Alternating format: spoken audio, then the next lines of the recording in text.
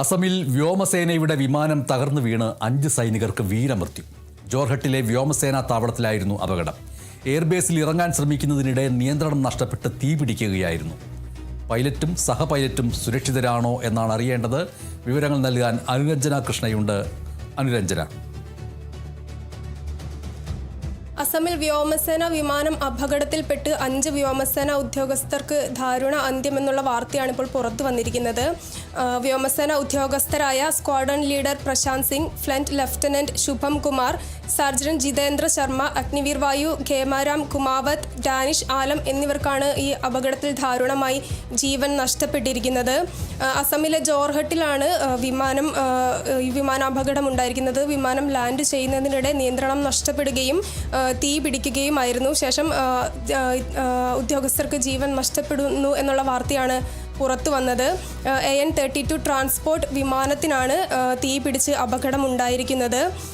വിമാനം ജോർഹട്ടിലെ റൺവേക്ക് സമീപത്തെ തുറന്ന ഇടത്തേക്ക് തകർന്നു വീഴുകയും നിയന്ത്രണം നഷ്ടപ്പെടുകയും വിമാനത്തിന് തീ പിടിക്കുകയുമായിരുന്നു. അപകടത്തെക്കുറിച്ചുള്ള കൂടുതൽ വിവരങ്ങളൊക്കെ തന്നെ പുറത്തു വരുന്നുള്ളൂ. അധികൃതർ കൂടുതൽ വിവരങ്ങൾ ശേഖരിച്ചു വരികയാണ്. ജോർഹട്ടിലെ വ്യോമസേന താവളത്തിൽ ലാൻഡിങ്ങിന് ശ്രമിക്കുമ്പോഴായിരുന്നു ഇത്രയും വലിയൊരു അപകടം സംഭവിച്ചത്.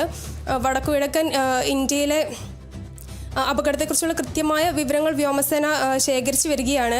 വടക്കുകിഴക്കൻ ഇന്ത്യയിലെ സുപ്രധാന വ്യോമസേന താവളത്തിന് സമീപമാണ് ഇത്രയും വലിയ ഒരു അപകടം സംഭവിച്ചത്. 45 പേർക്ക് യാത്ര ചെയ്യാൻ സാധിക്കുന്ന ഒരു വിമാനമാണിത്. ഇതിൽ 6 പേരാണ് ഉണ്ടായിരുന്നത്. അപകടത്തിൻ്റെ കൃത്യമായ കാരണം ഇതുവരെ കണ്ടെത്താൻ കഴിഞ്ഞിട്ടില്ല. ജോർഹട്ട് വ്യോമസേന താവളം ഇന്ത്യൻ വ്യോമസേനയുടെ കിഴക്കൻ മേഖലയിലെ ഏറ്റവും പ്രധാനപ്പെട്ട ഗതാഗത കേന്ദ്രങ്ങളിൽ ഒന്നാണ്. അരുണാചൽ പ്രദേശ് ഉൾപ്പെടെയുള്ള അതിർത്തി മേഖലകളിലേക്കുള്ള വ്യോമ വിതരണ ദൗത്യങ്ങളുടെ പ്രധാന ആസ്ഥാനമായും കൂടെ പ്രവർത്തിക്കുന്ന ഒരു മേഖലയാണിത്.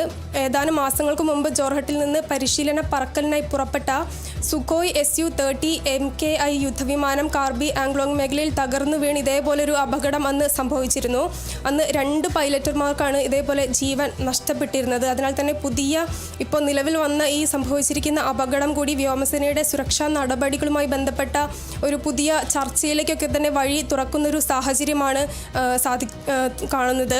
1986 ശേഷം ഇന്ത്യയിൽ ഇതേപോലെ AN-32 വിമാനങ്ങൾ ഉൾപ്പെട്ട ഏകദേശം 22 അപകടങ്ങളാണ് ഇതുവരെ റിപ്പോർട്ട് ചെയ്യപ്പെട്ടിട്ടുള്ളത്. ഇതിൽ ഏറ്റവും ഒടുവിലത്തെ AN-32 അപകടം സംഭവിച്ചത് കഴിഞ്ഞ വർഷമായിരുന്നു.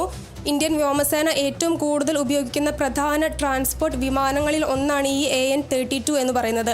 രാജ്യത്തുടനീളമുള്ള സൈനിക നീക്കങ്ങൾക്കും ലോജിസ്റ്റിക് ദൗത്യങ്ങൾക്കും ഈ വിമാനം എപ്പോഴും നിർണായകമായിട്ടുള്ളൊരു പങ്ക് വഹിക്കുന്ന ഒരു വിമാനമാണ്. കഴിഞ്ഞ കുറച്ച് മാസങ്ങൾക്ക് മുമ്പ് അസമിൽ തന്നെയുണ്ടായ മറ്റൊരു വ്യോമാപകടത്തിന് പിന്നാലെയാണ് ഇപ്പോൾ ഇന്ന് സംഭവിച്ച ഈ അതിദാരുണമായ അപകടം സംഭവിച്ചിരിക്കുന്നത് എന്നതും നമുക്ക് കാണാൻ സാധിക്കും. ജോർഹട്ട് എയർബേസിൽ നിന്നും ഏകദേശം 60 കിലോമീറ്റർ അകലെയുള്ള കർബി ആംഗ്ലോങ് ജില്ലയിലെ ഏഗോബി കുന്നുകളിലായിരുന്നു അന്ന് അപകടം സംഭവിച്ചിട്ടുണ്ടായിരുന്നത്. എന്തായാലും ഇന്നത്തെ അപകടത്തിൽ 5 വ്യോമസേന ഉദ്യോഗസ്ഥർക്കാണ് തങ്ങളുടെ ജീവൻ നഷ്ടപ്പെട്ടിരിക്കുന്നത്. ഇതുമായി ബന്ധപ്പെട്ടിട്ടുള്ള കൂടുതൽ വിവരങ്ങളൊക്കെ തന്നെ പുറത്തു വരുന്നതേ ഉള്ളൂ. ഇതുമായി ബന്ധപ്പെട്ട് ഉള്ള അന്വേഷണത്തിനൊക്കെ തന്നെ വ്യോമസേന ഉത്തരവ് പുറപ്പെടുവിച്ചിട്ടുണ്ട്. കൂടുതൽ വിവരങ്ങളൊക്കെ തന്നെ വരും ദിവസങ്ങളിലായി നമുക്ക് അറിയാൻ സാധിക്കും. അസമിൽ വ്യോമസേനയുടെ വിമാനം തകർന്നു വീണ 5 സൈനികർക്ക് വീരമൃത്യു. ജോർഹട്ടിലെ വ്യോമസേന താവളത്തിൽ നടന്ന ആ അപകടത്തിന്റെ വിവരങ്ങൾ നൽകുകയായിരുന്നു അനുരഞ്ജന കൃഷ്ണ.